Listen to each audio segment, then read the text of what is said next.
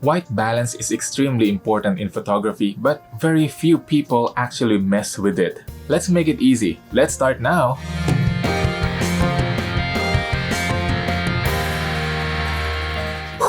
Hi, my name is Jay. Welcome to Jay&Jane Photography. If you're new to this channel, we regularly upload quick tips and informative videos about photography, videography, and even sound design. So don't forget to hit the subscribe button and hit the like button if you like this video. So to continue with our topic about white balance, today we're going to discuss a few camera settings that you can consider to make sure that you get your white balance correct and to your preferred color every time.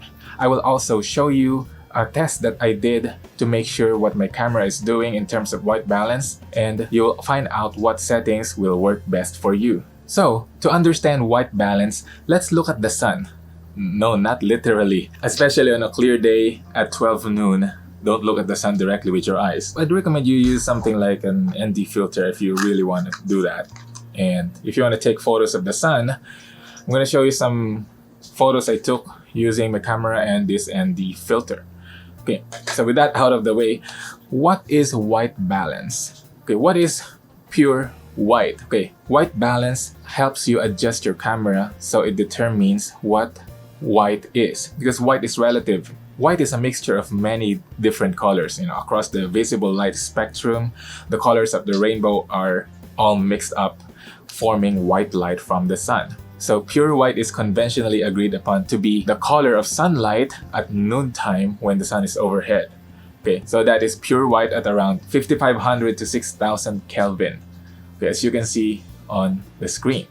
Yeah, 5000 K is the temperature, the color temperature of tubular fluorescent lamps or cool white daylight or CFL lights. Okay, 5500 to 6000 K is vertical daylight, the same temperature as electronic flash. If you're using your flash, you probably want to set your camera to 5500 to 6000 K depending on how much flash gets into your subject. Color temperatures over 5000 K are called cool colors. They are bluish in tone, while lower color temperatures 2700 to 3000 K are called warm colors, and they are yellowish. Ordinary LED bulbs usually have high temperature, meaning the light is a little bit bluer than natural white. Sometimes you want this effect, but sometimes it ruins your videos or photos, so you want to adjust your camera accordingly. Now I'm using a video light which I'm gonna review soon, so be sure to subscribe so you can see the review. I'm gonna show you the video light with adjustable color temperature so you can understand white balance better. Okay, so as you can see, it's a bit yellow. Yeah, because I use it to light up my background and create color contrast. Okay, on the back, you're gonna see two dials here. One is the light intensity. Okay, just turn it off for a moment. Then the other one is color temperature. Okay. Now the more I twist it up here, the light becomes warmer at 3300K. At 3300K, it's as yellow as it can be. Okay, when I dial it down to the blue side at 5600K, okay, it's pure white light. Now, why do cameras have white balance settings? Okay. If you cannot control your lighting, you cannot change the color temperature of your light. Okay, sometimes the light is a little on the blue side, sometimes it's a little on the yellow side. So we're going to talk about how to adjust your camera to suit different lighting conditions as well. Okay, to keep this video short and simple, we're not going to discuss detailed color corrections at the moment, but we're going to discuss the common white balance shifts that we see as the sun goes up and goes down. You see the sunlight changes in color from early at dawn to noontime and back to the afternoon where it's warmer and more red. Because as I said, white light is a mixture of all visible colors across the spectrum. Different mixtures make different shades of pure white. So at dusk or dawn, there's something called the blue hour when the sky is bluish before the sunrise and after the sunset. Blue light is one of the colors white light is made of. Since blue has a short wavelength, it scatters more easily than red light on the other end of the spectrum, which has a longer wavelength. Blue light gets scattered the most in the atmosphere, making the sky blue all throughout the day. During sunrises and sunsets, we see more of the red and yellow end of the spectrum where the sun is and more blue in the opposite direction. This is because at a low angle, sunlight gets scattered more in the atmosphere and the colors separate, making us see more blue or more red depending on the position of the sun. So during sunrises and sunsets, sunlight bends over the horizon unevenly. So sunlight gets separated, like when light goes through a prism, those high school experiments.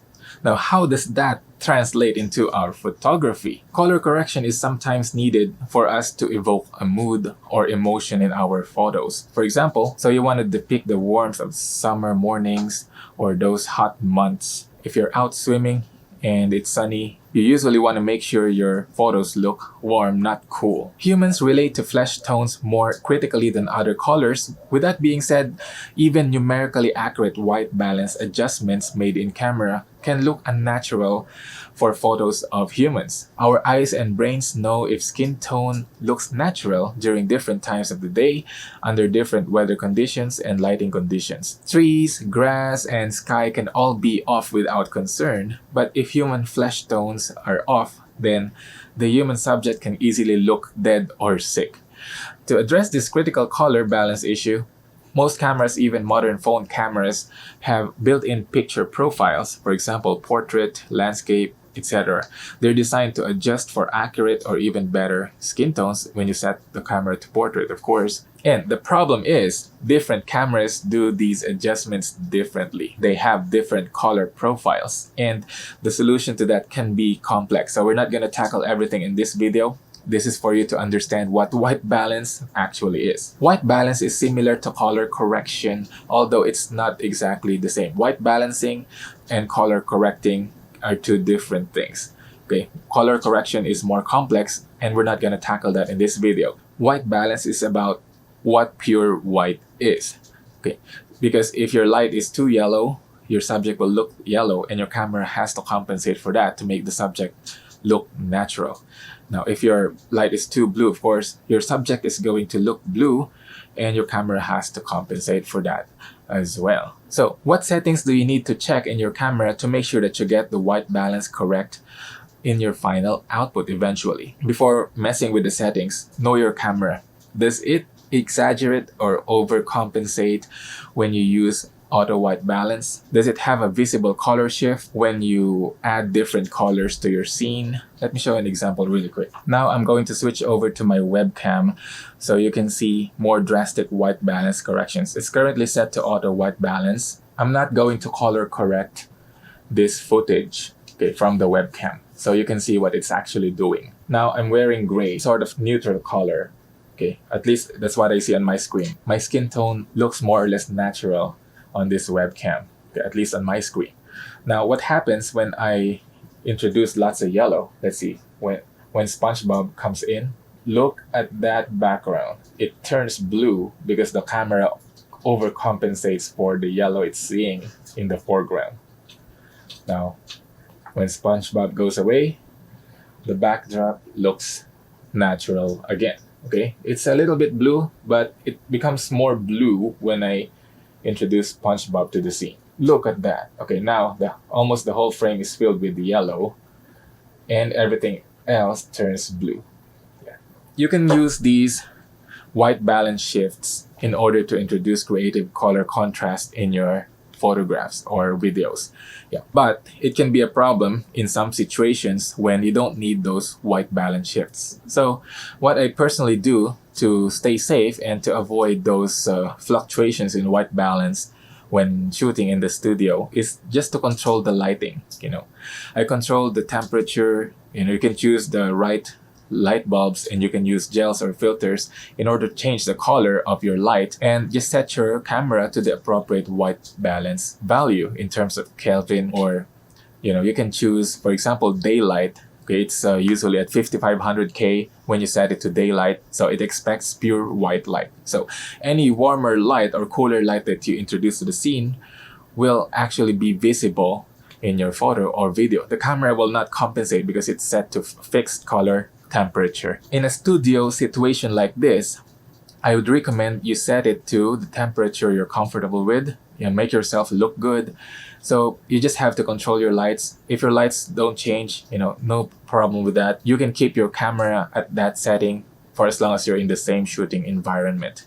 So that is safe when it comes to studios. But when you're shooting outdoors, when the lighting is changing, okay, what I find the safest is auto white balance ambience priority. There are two kinds of auto white balance. Auto white balance W stands for auto white balance white. So it aims to get pure white whenever it sees some white objects. Okay. And it makes more drastic shifts or changes. Now, what if it mistakenly thinks that your scene is too yellow because of something like this? Okay, the whole scene will turn bluer. It will not compensate this time because it's set to daylight white balance. The camera I'm using right now is set to daylight, so it doesn't change the white balance. Unlike when I do this to the webcam, you see it's turning blue. Now you have an idea how important white balance is. Okay, setting it to auto is okay in many situations, but be aware of the colors you introduce in your scene and how your camera compensates. Say for instance, there are times when before the sunset, the whole sky turns yellow. Actually, the sunlight spreads, it colors the sky bright yellow. When you snap a photo of it on your phone, show your friend, they don't see the yellow, they see white. Yeah, because your camera phone tends to adjust to make everything perfectly white and remove the yellow from the scene. If the sky is filled with yellow, you take a photo of the sky without any other objects, without any other reference points, it will just think, okay, there's too much yellow in the scene, I'm going to make it white and reduce the actual colors that you took a photo of. Now, to keep that from happening, aside from setting it at a constant white balance, you can readjust the white balance in editing or in post. If you don't really edit your photos, it's just a hobby or just want to snap a shot, just be aware that your phone compensates for white balance automatically, unless there's a setting that you can change to turn auto white balance off or set it to an exact temperature. So that's number one, test and know your camera and know how it compensates in auto mode. Okay, use the two different white balance modes depending on the situation. Use auto white balance ambience priority to preserve the ambient color. Okay, it still adjusts, but it tries to retain the ambient colors that the camera sees. Is a good setting already to start with. Don't forget to compare what you see with your eyes with what the camera displays on your viewfinder if you have an electronic viewfinder or your LCD screen. If what you see is different from what the camera displays, you obviously want to change your white balance setting. So in conclusion, for everyday shooting situations, I usually use auto white balance ambience priority because the lighting can change and the camera needs to compensate a little bit. But it doesn't aim for actual pure white, which makes drastic changes. In the studio, I just control the temperature of the lights and just leave the white balance setting to 5500K or daylight setting. What about you? What white balance settings do you use in your camera? Please comment below. Once again, don't forget to click the subscribe button and ring the bell if you want to get notified of every video that we upload here at Jay&Jane Photography. Thank you so much. See you next time. Bye!